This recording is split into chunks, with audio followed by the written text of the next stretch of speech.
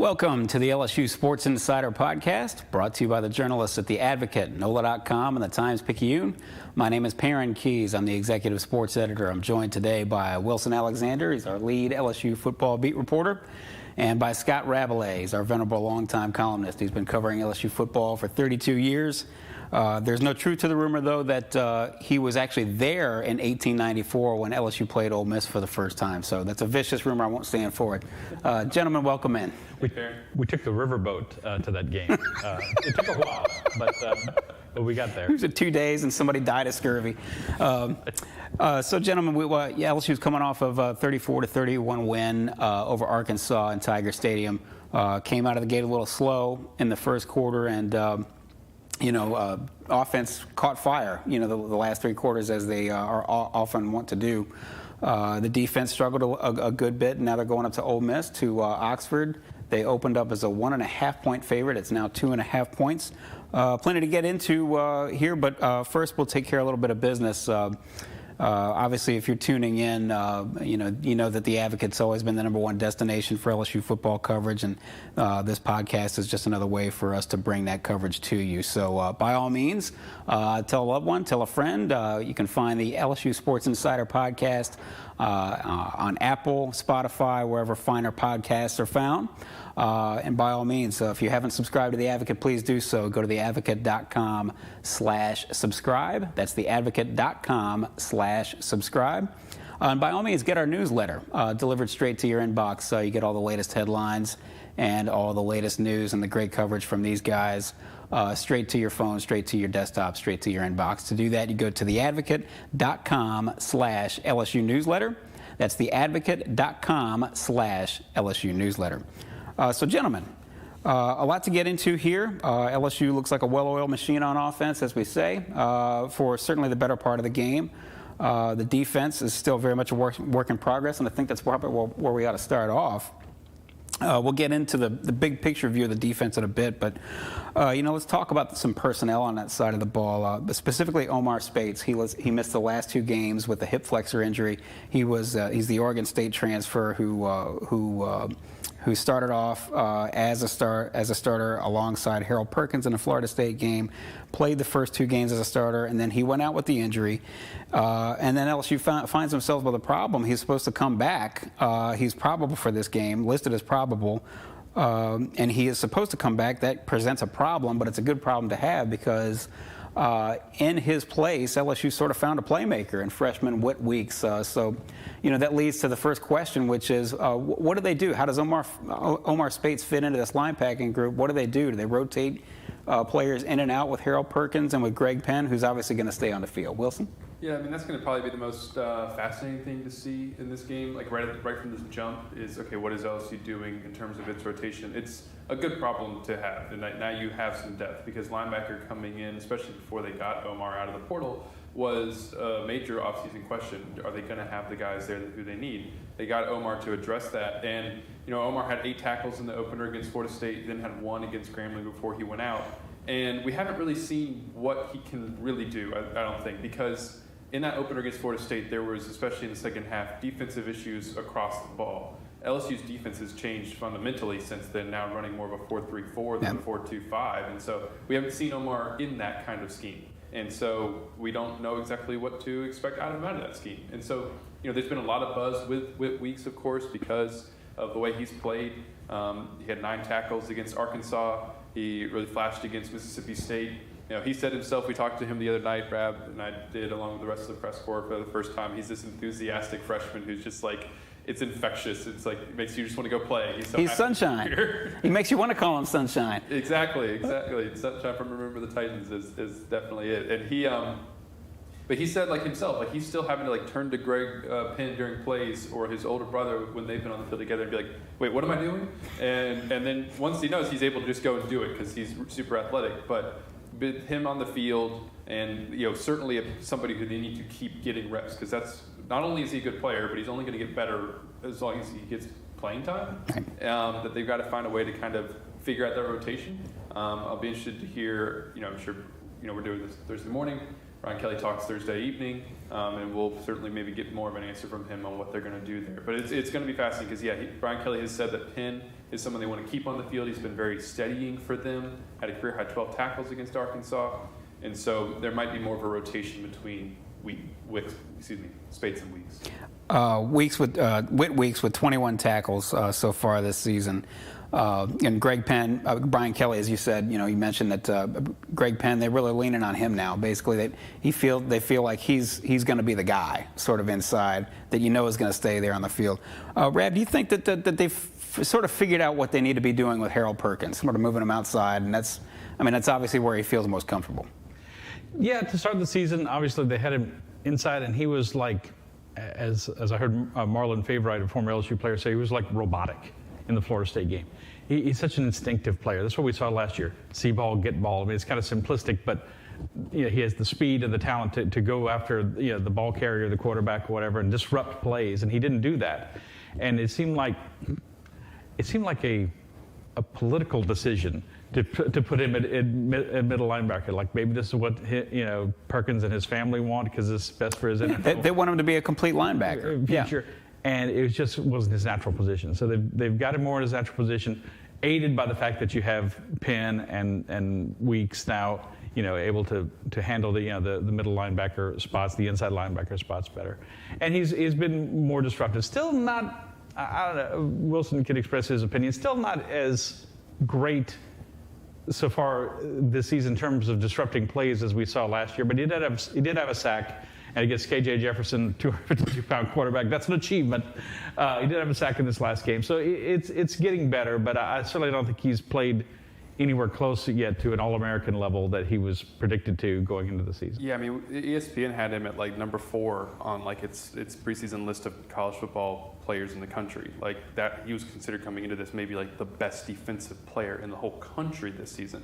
We haven't seen that yet by any means. And there's these moments, like you said, when he sacked KJ, and he actually leads LSU in sacks and tackles for loss right now. Like, he has had a presence, but it just hasn't been like quiet. A full game. He doesn't seem to be playing instinctively, or as instinctively as he was last year. He's certainly more so since they've moved him to outside backer.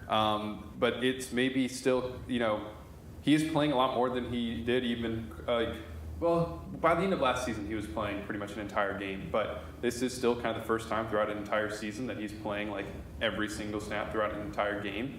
And it's, so he's flashing in moments, but it just hasn't been like, he has not taken over a game. Right. And he hasn't sort of made his presence felt like play in and play out over a course of a game. We're still kind of waiting to see that. Something that's been kind of interesting, they haven't used him as a spy, like really much at all. They did a few plays in the Florida State game, and Florida State was able to neutralize him in that way. That was really effective in that way against Ole Miss last year when he played as a spy on Jackson Dart. That was part of his kind of coming out party in a way. And so I'm curious to see if they do that this weekend or if they try to toy with that at all. Certainly something to look for, and it would make sense, just as you said, because Jackson Dart is a running quarterback. You want to be able to sort of neutralize that threat if you can. Let's discuss LSU's defensive line. We can get to all parts of the LSU defense if we need to, because there are all areas of concern and question. But I think it would be safe to say that LSU has proven to be deeper on the defensive line, certainly than they were last year. And part of that has to do, I'm sure it's much to the relief of Mekhi Wingo, who, as we've discussed over and over and over again, played more snaps than any other defensive tackle in the country last season. But, Mason Smith did not have a great game, at least to the untrained eye. It looked like he got pushed around a good bit against Arkansas, which is a little bit of a surprise. But we also have to remember that he's still getting himself into shape. And I think, to be fair to him, he was seeing at least a fair amount of double teams. And I think that sort of manifested itself in some of the plays that Mekhi Wingo and Deshaun Womack, who we will get to, certainly made in this game.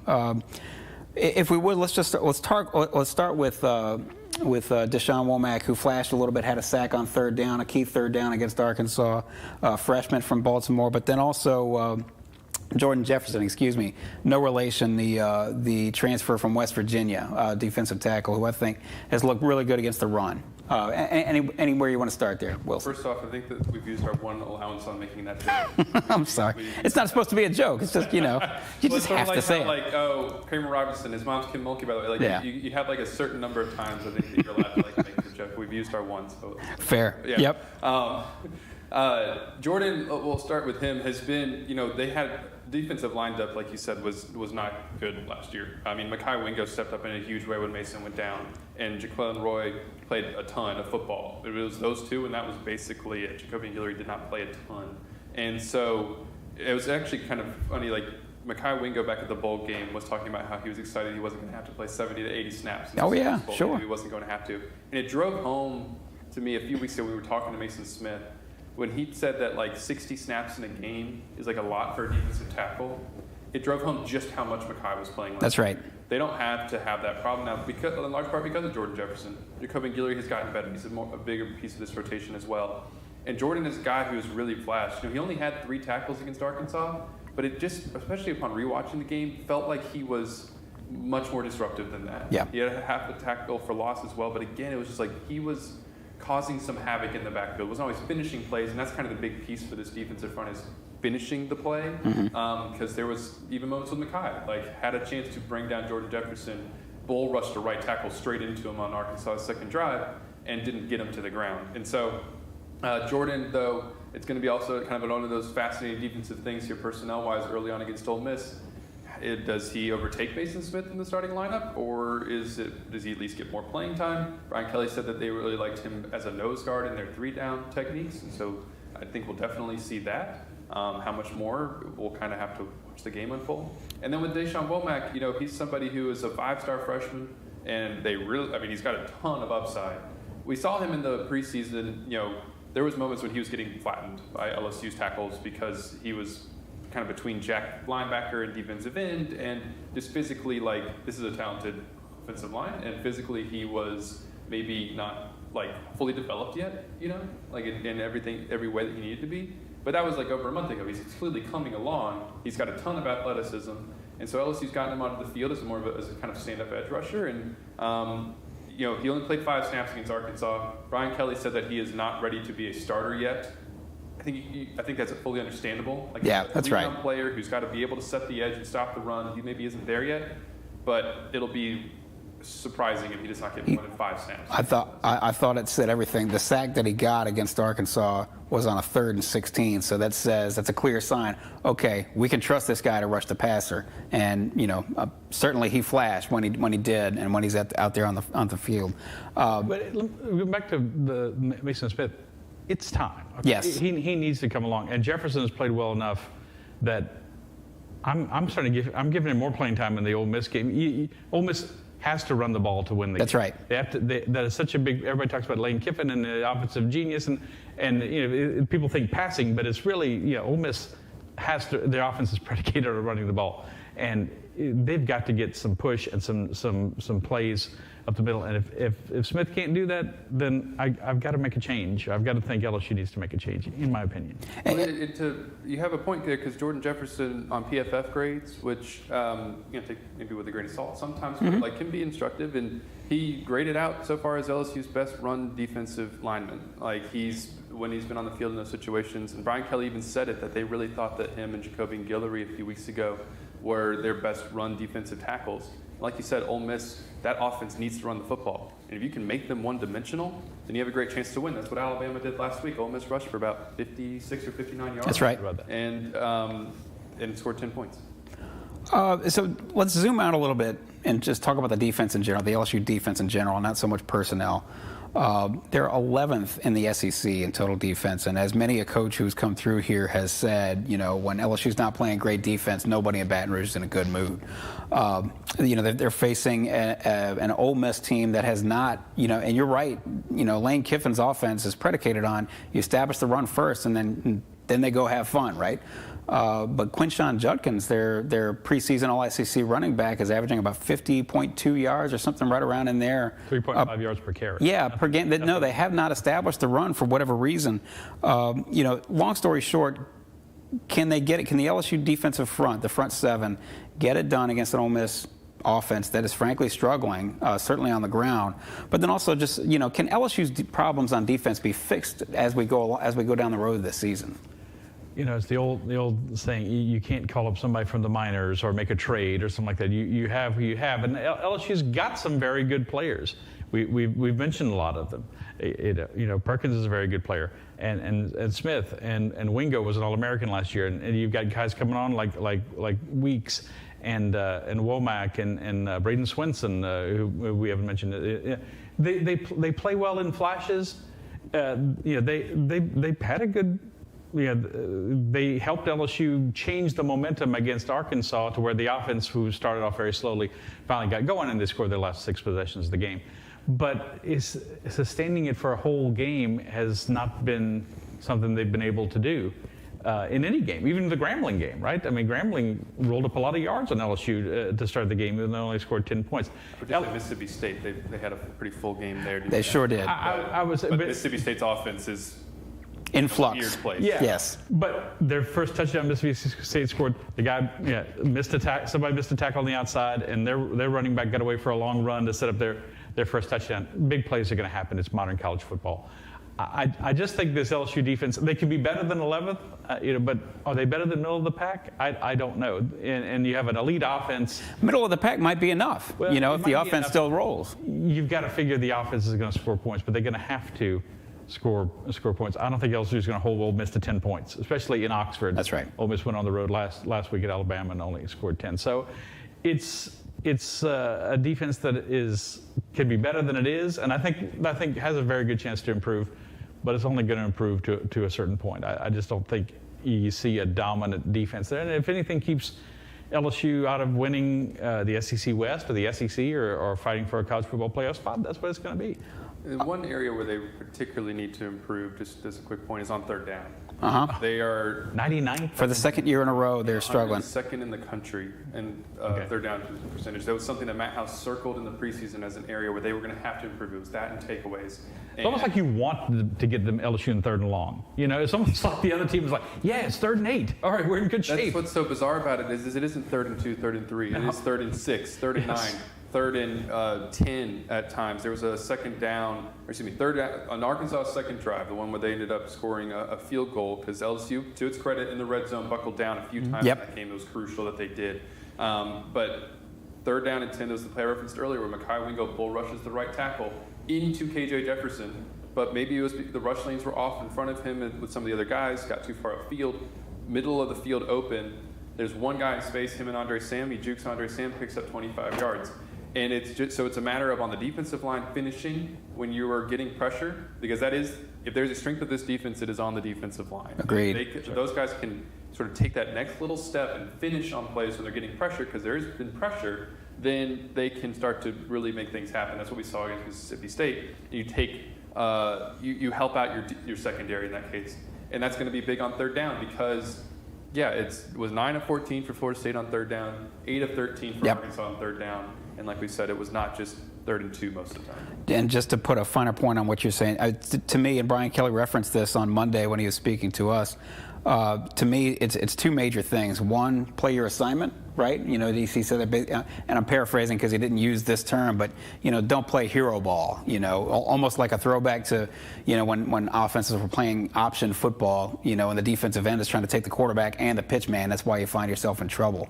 Don't try to come up and help on the run if your assignment is to cover somebody on the back end. Play assignment football, and as you said, tackle. We have seen a ton of missed tackles, and it's a little bit more difficult. I mean, we've mentioned this before.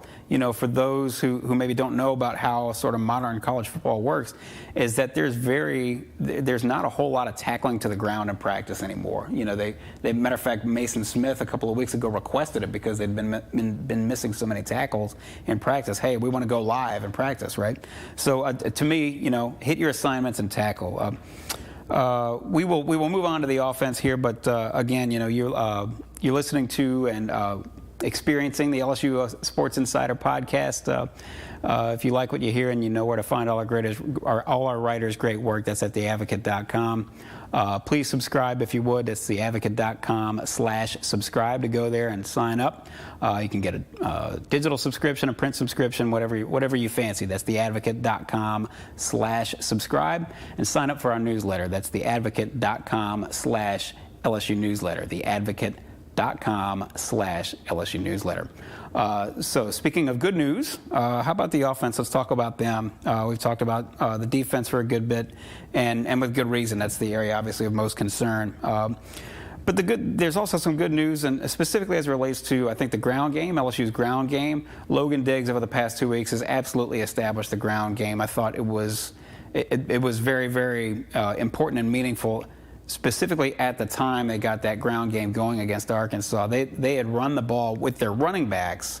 Jaden Daniels, obviously, on design runs and scrambles had done his damage, but they were deep into the third quarter. They had Josh Williams had 1 carry, John Emery had 2 carries, and Logan Diggs had 2 carries. It was a total of 5 carries for the running backs, about 40 minutes into a 60-minute game. Logan Diggs certainly took up the slack from there, ran for more than 97 yards, is that right? Yeah. 97 yards, and really got the offense established on the ground.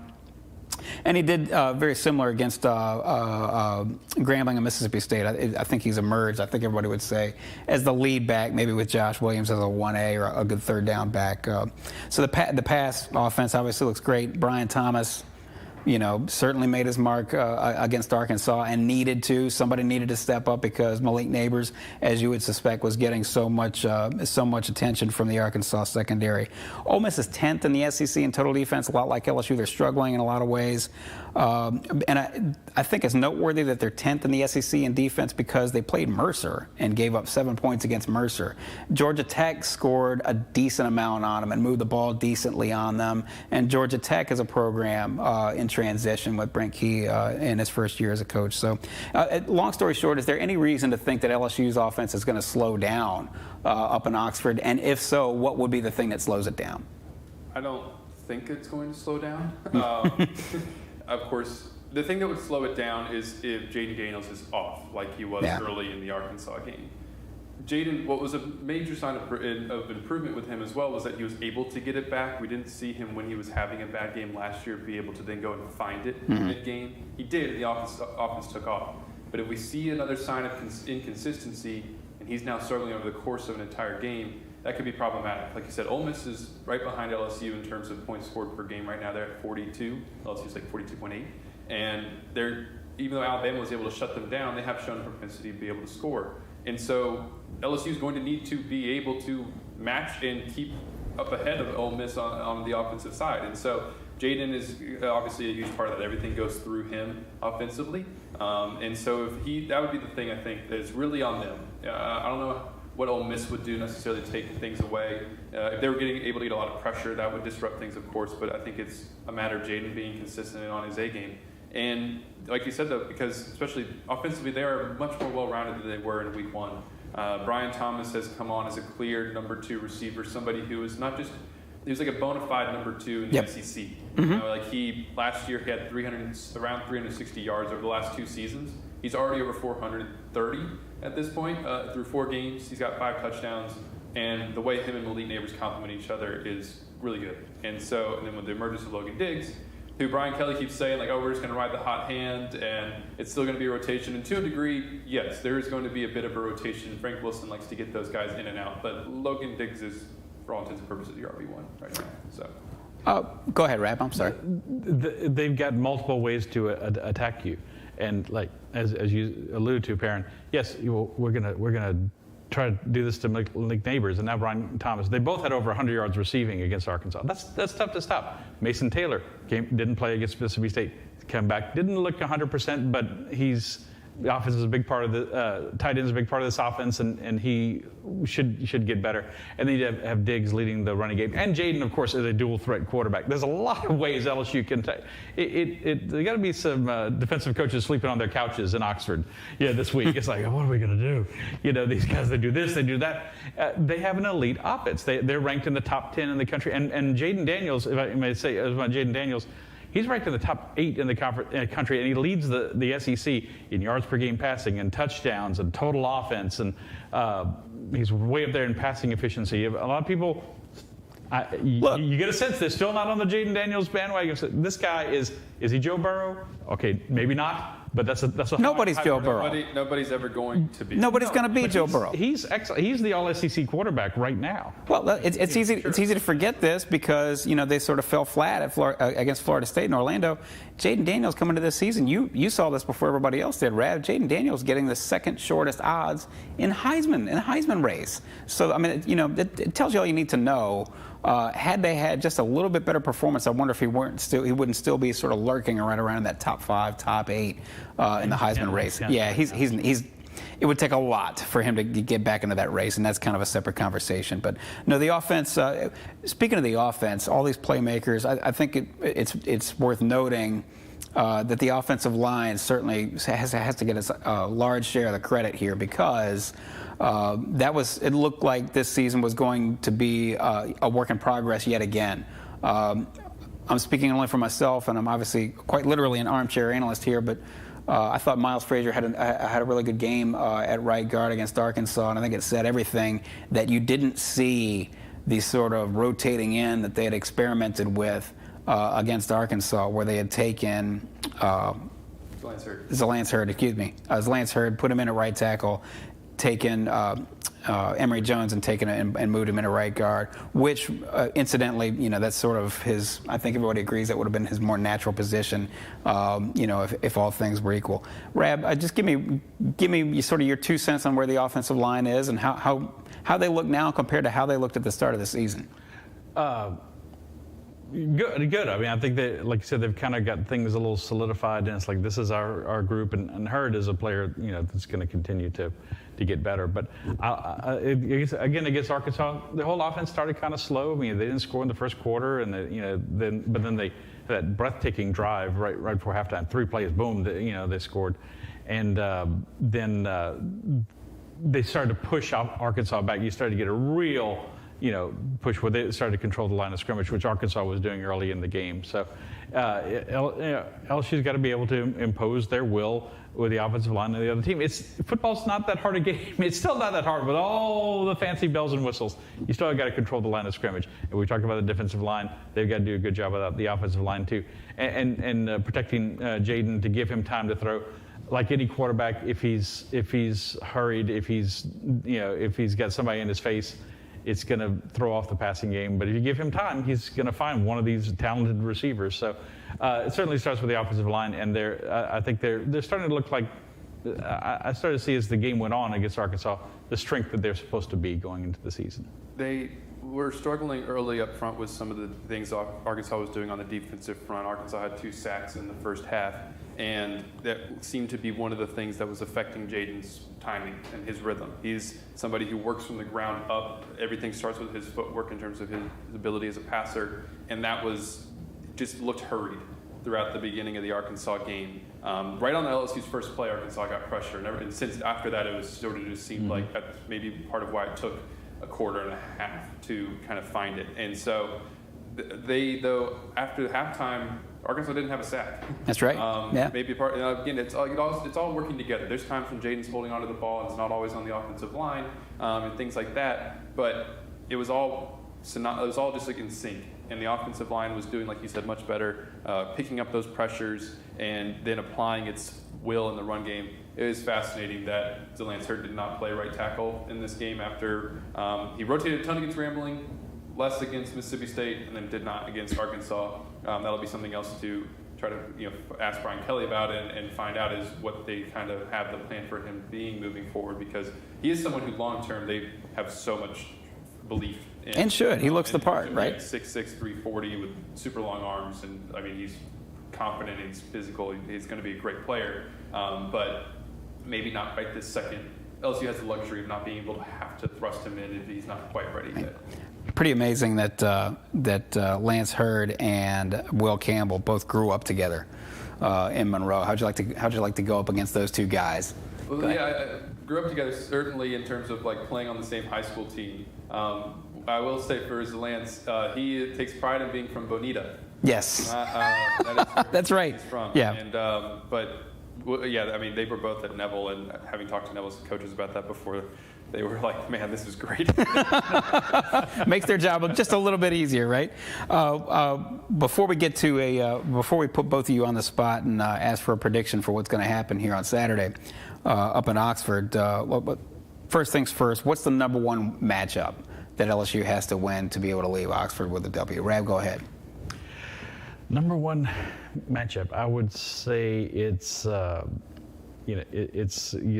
defensive line disrupting Jackson Dart. He's another quarterback, maybe not quite like Jaden, but he can move. He's got mobility. He can leads the SEC He has rushed for more yards than Jaden to this point. Yeah, and maybe that's good. Maybe that's a good thing for LSU in a way that he's not. He wasn't the leading rusher last week against Arkansas, but they gotta disrupt him and get him out of rhythm and get him out of sync, and certainly can't let Quinshon Judkins go off. He's struggled, as we said, to this point in the season. You don't want this to be his coming out party where he has 125 yards. So that's going to be bad for LSU. So I think, again, controlling that Ole Miss ground game is going to be job one.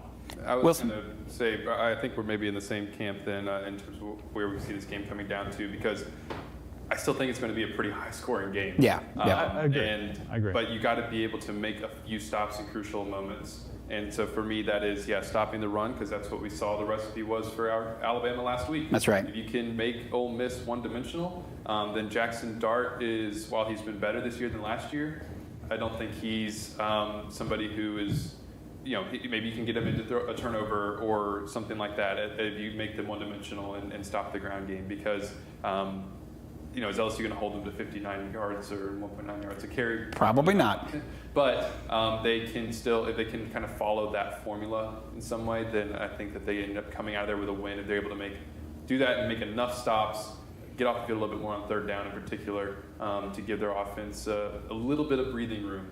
Then I like LSU's chances to win a pretty high-scoring game. I'm going to cheat a little bit and just say the LSU front seven. And the reason I say front seven is not only the defensive line getting pressure, which is going to be crucial for helping out the LSU secondary throughout the season, but specifically the front seven, specifically the linebackers. We saw Arkansas just absolutely feast on LSU, particularly in the first half on run-pass options. Fake it to the running back or stick it in his belly and decide to pull it out, and then that sucked in LSU's linebackers. And how many times did you see the tight end or a wide receiver just kill them on cross routes? So maintain the discipline on assignments. Go ahead. Yeah, I mean that could, I don't want to lead us on fun to a super long other discussion about the secondary, but something that we've noticed this season is LSU's playing a lot of zone coverage. Yeah. They played zone a good bit last year too, but they're playing cover 4. Much more this season. LSU played cover 4 about 20% of the time last year. That's up to over 30 now.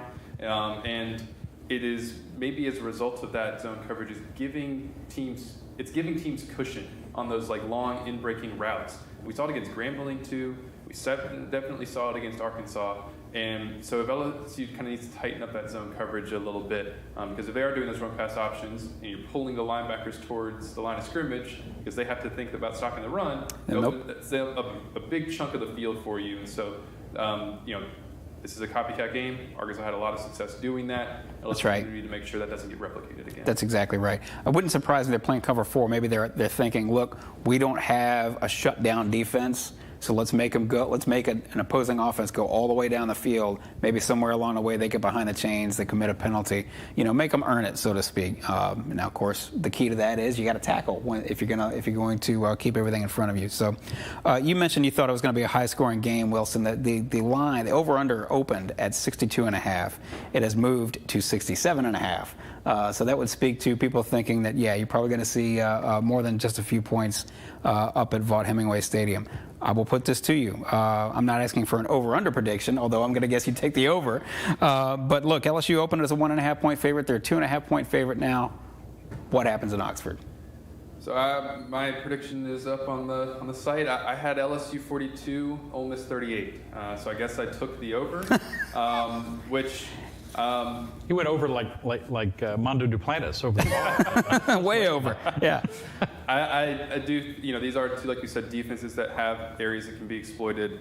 Ole Miss and LSU have really two high-scoring offenses to this point, and I think that's kind of what you end up seeing happening. But like I said, I just feel like LSU is going to make a play or two on the defensive side to get themselves off the field or maybe force a field goal to provide just that little bit of separation. And I like the offense's ability to go up there and score some points. Rab? I have a little contrarian streak in me, so I'm going to take the under. But still a lot of points. LSU 34-27. I think Ole Miss, again, go to the ground game. They have got to shorten the game against LSU. You can't let LSU have 75, 80 plays in this game, because if I'm Lane Kiffin, I'm thinking we're not going to stop these guys. They're going to score 42 points. Well, which is interesting because, LSU, Ole Miss used to play tempo. And, Lane Kiffin certainly used to play tempo. Remember that game with Alabama a couple years ago? Up and down the field. Up and down the field. And Ole Miss is averaging, now I grant you, I understand that there's a change in the rules with the first down clock running and stuff like that, but Ole Miss is averaging something like 62 plays per game this year, whereas they were into the 70s last year. So yeah, if I'm sorry to cut you off, Rabbit. If I'm them, I'm trying to keep the ball, right? Yeah. So got to run, got to establish run, got to stick with it, and try to shorten that game and score points. But they're not going to be able to. They don't want to get into a track meet with LSU. But I think LSU prevails by a touchdown, maybe a little more. But I think they cover. But not the under, not the over. Yeah, they go with the under. And for those wondering, we do have one of our colleagues picked Ole Miss to win the game. So it's not like we're just going to have like LSU across the board like it is on game day and look embarrassed. We have somebody who picked Ole Miss to win this game. So this is shaped up to be one of LSU's biggest tests of the year. I mean, it absolutely is. Season, and even though Ole Miss lost last week, it still is. And you got this. This tough back-to-back stretch going to Ole Miss, and Missouri looks like a much tougher game than it did, before the season.